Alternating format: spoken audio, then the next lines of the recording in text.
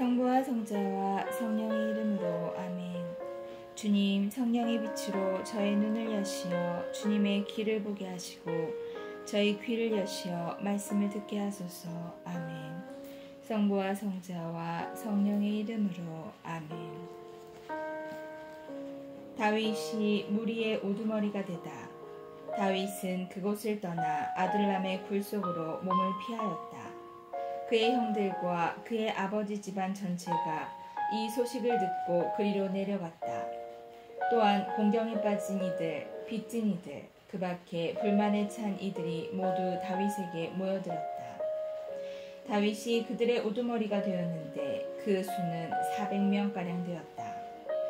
거기에서 다윗은 모압의 미츠파로가 모압 임금에게 청하였다. 하느님께서 저를 어떻게 하실지 알게 될 때까지 저의 부모님이 임금님과 함께 머무르게 해주십시오. 이렇게 다윗은 모압 임금에게 그들을 맡겨 자신이 산성에 있는 동안 줄곧 그 임금 곁에 머물러 있게 하였다. 그런데 가드 예언자가 다윗에게 일렀다. 이 산성에 머물러 있을 것이 아니라 어서 유다 지방으로 가십시오. 그래서 다윗은 그곳을 떠나 헤렛 숲으로 들어갔다. 사울이 노베의 사제들을 학살하다. 사울이 다윗과 그 부하들이 나타났다는 소식을 들었다. 그때 사울은 기브아의 높은 지대에 있는 에셀나무 아래에서 손에 창을 들고 앉아 있었는데 모든 신하가 그 주변에 둘러서 있었다. 사울은 자기 주변에 둘러서 있는 신하들을 꾸짖었다. 이 베냐민 사람들아, 잘 들어라. 이사이의 아들이 너희 모두에게 밭과 포도원을 주고 너희를 모두 천인대장이나 백인대장으로 삼을 줄 아느냐. 그래서 너희가 모두 나를 거슬러 음모를 꾸민 것이냐. 내 아들이 이사이의 아들과 계약을 맺었을 때도 나에게 알려준 자가 아무도 없었다. 또 내 아들이 오늘 이처럼 내 신하를 부추겨서 나를 치려고 노리는데도 너희 가운데에는 나를 염려하여 알려주는 자가 아무도 없었다. 그때 에돔 사람 도액이 사울의 신하들 곁에 있다가 이렇게 응답하였다. 제가 이사이의 아들을 보았습니다. 그는 노부로 아히두베 아들 아히멜렉을 찾아온 적이 있습니다. 그때 아히멜렉은 그를 위하여 주님께 여쭈어 본 다음 그에게 여행 양식을 주고 필리스티아 사람 골리앗의 칼도 내주었습니다. 임금은 노베에 있는 아히투베 아들 아히멜렉 사제와 그 아버지 집안의 사제들을 모두 불러들였다. 그들이 모두 임금 앞에 나오자 사울이 아히투베 아들아 잘 들어라 하고 말하였다. 아히멜렉이 예 임금님 말씀하십시오 하고 대답하였다. 사울이 그를 꾸짖었다. 너는 어찌하여 이사이의 아들과 더불어 나를 거슬러 음모를 꾸몄느냐.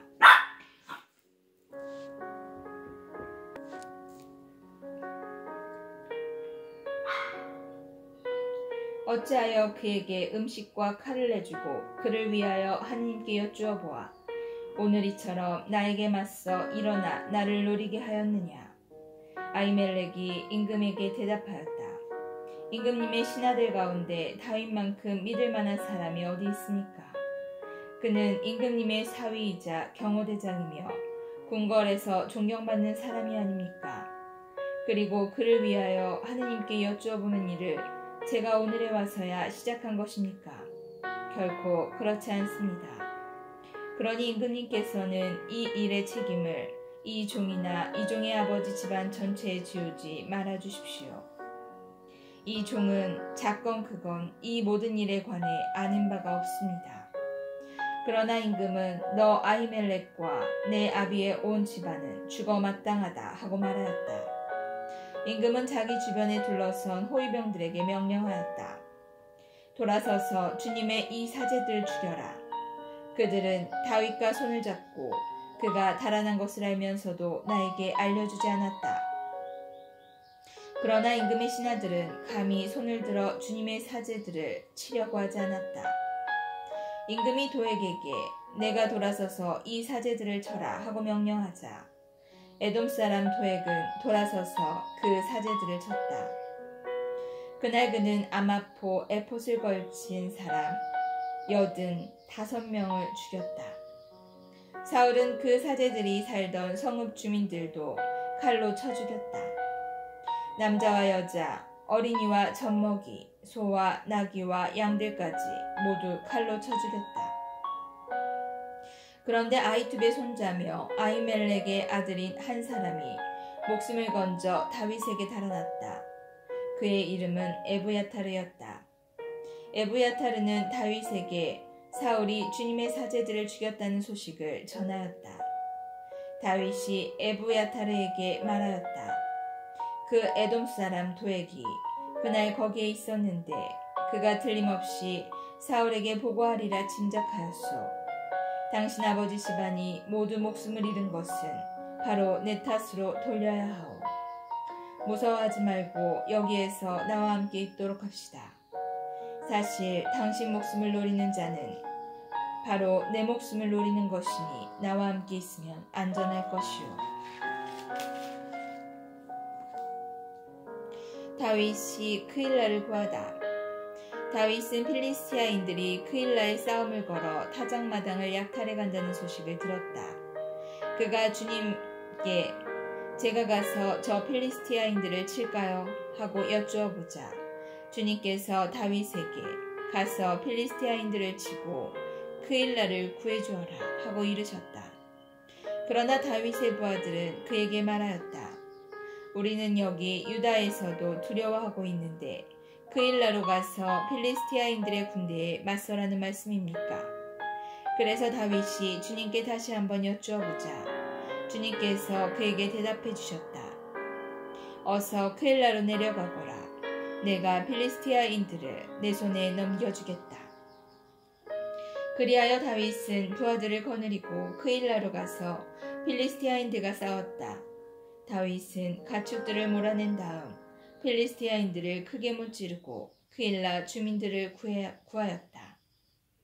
아히멜렉의 아들 에브야타르가 크일라에 있는 다윗에게 도망쳐올 때 그는 에폿을 손에 들고 내려왔다. 한편 사울은 다윗이 크일라에 들어갔다는 소식을 전해 듣고 말하였다.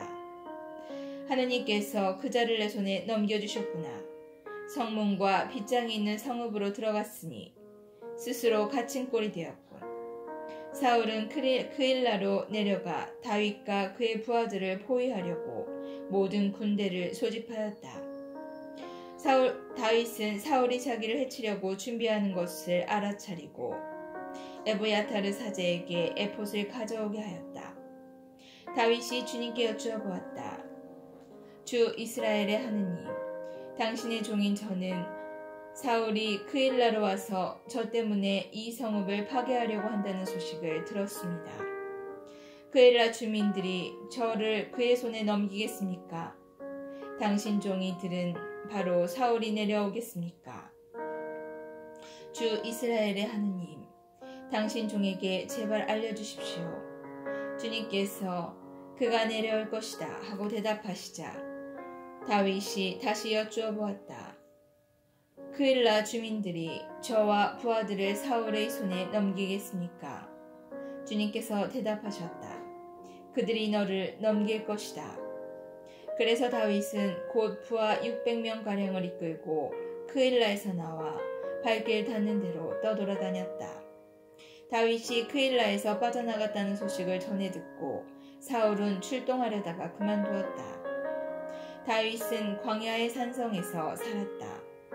다윗이 지프 광야의 산속에 살고 있는 동안 사울은 날마다 그를 찾아다녔지만 하느님께서는 다윗을 그의 손에 넘기지 않으셨다. 지프 광야 호레스에 있을 때 다윗은 사울이 자기 목숨을 노리고 출동하였다는 것을 알게 되었다. 그때 사울의 아들 요나탄은 다윗을 찾아 호레스까지 와서 하느님의 이름으로 그를 격려해 주었다. 두려워하지 말게. 나의 아버지 사울의 손이 자네에게 미치지 못할 것이네. 결국은 자네가 이스라엘을 다스리는 임금님이 되고 나는 자네 다음 자리에 있게 될 것일세. 아버지도 그걸 아신다네. 둘은 주님 앞에서 계약을 맺었다. 그런 다음 다윗은 호레스에 남고 요나탄은 자기 집으로 갔다. 다윗이 사울의 추격을 벗어나다. 지프인들 몇이 기브아에 있는 사울에게 올라가 말하였다. 다윗은 지금 우리 가운데에 숨어 있습니다. 여시몬 남쪽 하킬라 산 위 호레스 산성에 있습니다. 그러니 임금님께서 마음이 내키시는 대로 언제든지 내려오십시오. 우리 쪽에서는 임금님께 그를 넘겨드리겠습니다. 그러자 사울이 말하였다. 너희가 나를 그토록 동정해주니 주님께 복을 받기 바란다. 이제 가서 철저히 준비하여라. 내가 듣기에 그는 아주 꾀가 많다고 하니 그가 어디로 가는지 누가 그를 보았는지 잘 알아보아라. 숨을 만한 신처는 모두 살펴본 다음 확실한 정보를 가지고 나에게 돌아오너라. 그러면 내가 너희와 함께 가겠다. 그가 이 지방에 있기만 하면 유다의 모든 시족 가운데에서 그를 찾아내고야 말겠다. 그들은 일어나 사울보다 앞서 쥐프로 갔다. 그때 다윗은 부하들을 거느리고 여시몬 남쪽 아라바에 있는 마온 광야에 있었다. 사울도 부하들을 거느리고 다윗을 찾아 나섰다. 누군가 이 소식을 다윗에게 전하자 그는 바위로 내려가 마온 광야에 머물렀다. 사울은 이 소식을 듣고 다윗을 뒤쫓아 마온 광야에 들어섰다. 사울이 산 이쪽에서 쫓아가자 다윗은 부하들과 산 저쪽에 있다가 사울을 피하여 급히 도망쳤다. 사울과 그의 부하들은 다윗과 그 부하들을 잡으려고 포위하기 시작하였다. 그때 전령 하나가 사울에게 와서 보고하였다. 빨리 돌아가십시오. 필리스티아인들이 나라에 쳐들어왔습니다. 사울은 다윗을 뒤쫓다 말고 필리스티아인들을 치러 돌아갔다. 그리하여 그곳을 갈림 바위라 하였다. 다윗이 사울을 살려주다. 다윗은 그곳에서 올라가 엔게디 산성에 머물렀다. 사울이 필리스티아인들을 쫓아내고 돌아왔을 때 누군가 사울에게 다윗이 엔게디 광야에 있다는 소식을 전해주었다. 사울은 온 이스라엘에서 가려 뽑은 3,000명을 이끌고 다윗과 그 부대들을 찾아 들 염소바위 쪽으로 갔다. 그는 길 옆으로 양 우리들이 있는 곳에 이르렀다. 그곳에는 동굴이 하나 있었는데 사울은 거기에 들어가서 뒤를 보았다. 그때 다윗은 부하들을 거느리고 그 굴 속 깊숙한 곳에 앉아 있었다. 부하들이 다윗에게 말하였다. 주님께서 내가 너의 원수를 내 손에 넘겨줄 터이니 내 마음대로 하여라 하신 때가 바로 오늘입니다. 다윗은 일어나 사울의 겉옷자락을 몰래 잘랐다. 그러고 나서 다윗은 사울의 겉옷자락을 자른 탓에 마음이 찔렸다. 다윗이 부하들에게 말하였다. 주님께서는 내가 주님의 기름 부음 받은 이인 나의 주군에게 손을 대는 그 짓을 용납하지 않으신다. 어쨌든 그분은 주님의 기름 부음 받은 이가 아니시냐. 다윗은 이런 말로 부하들을 꾸짖으며 사울을 치는 것을 허락하지 않았다.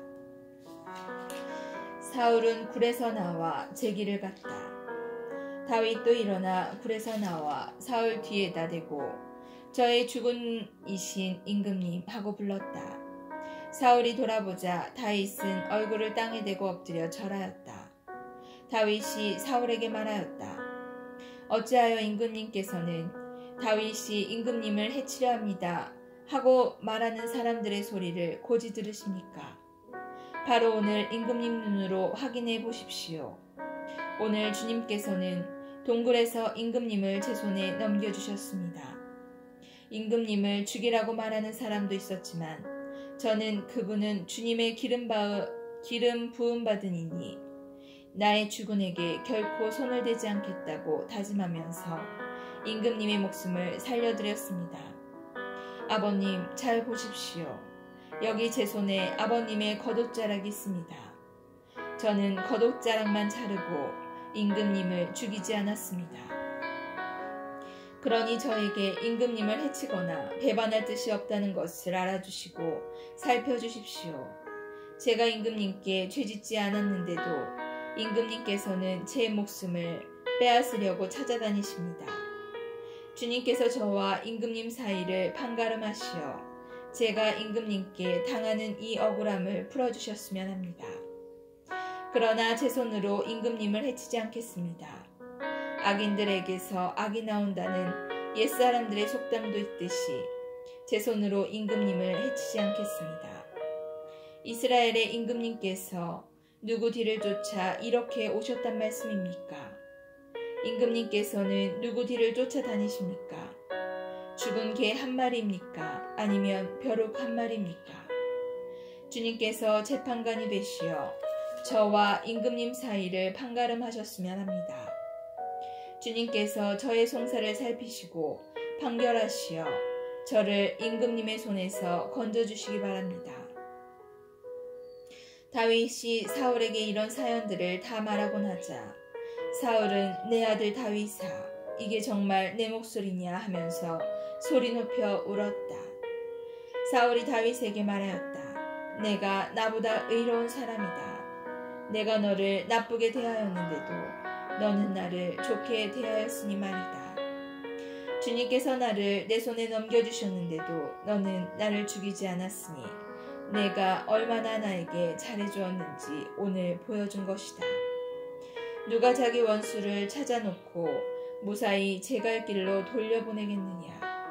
내가 오늘 나에게 이런 일을 해준 것을 주님께서 너에게 후하게 갚아주시기를 바란다. 이제야 나는 너야말로 반드시 임금님이 될 사람이라는 것을 알게 되었다.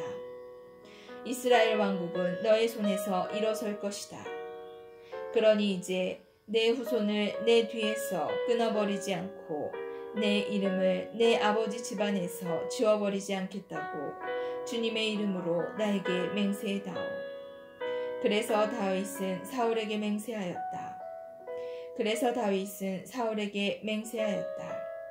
그리고 나서 사울은 궁으로 돌아가 다윗과 그 부하들은 자기들의 산성으로 올라갔다.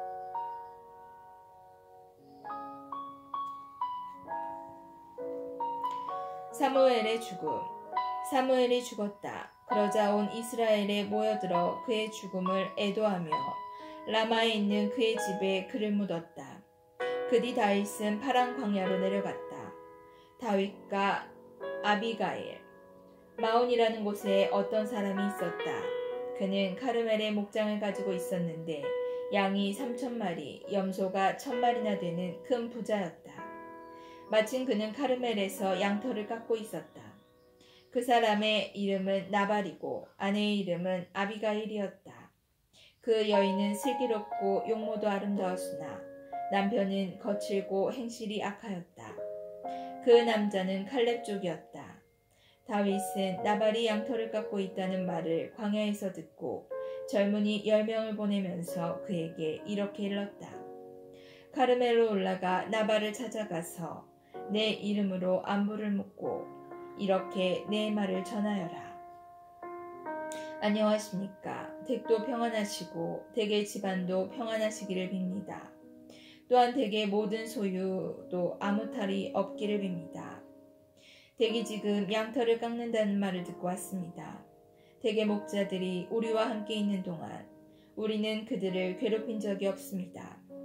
카르멜에 있는 동안 내내 그들은 아무것도 잃지 않았습니다. 댁의 일꾼들에게 물어보시면 그들이 사실대로 알려줄 것입니다.